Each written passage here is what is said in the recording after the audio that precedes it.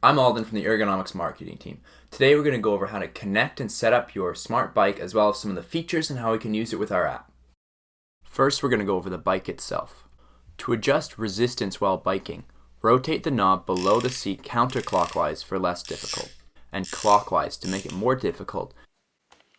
To view different performance metrics, tap the triangle button on the console on the front. To fold the bike, take the cotter pin out, fold it, and place the cotter pin in the standing position.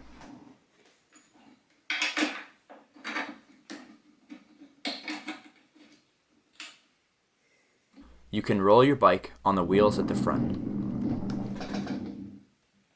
To adjust the seat, simply pull the red and black knob on the back out.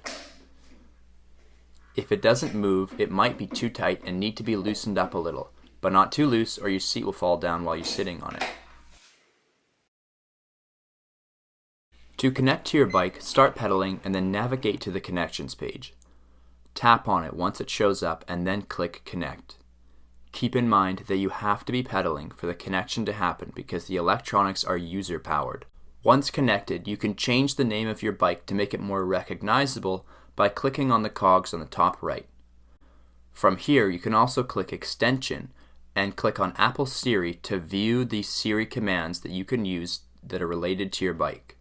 From the Bike Monitor page, you can view things such as distance pedaled in this session, calories burned, as well as power generated.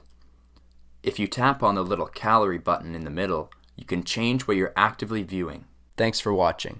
And if you have any questions that we didn't cover in this video, please email customersupport@ergonomyx.com.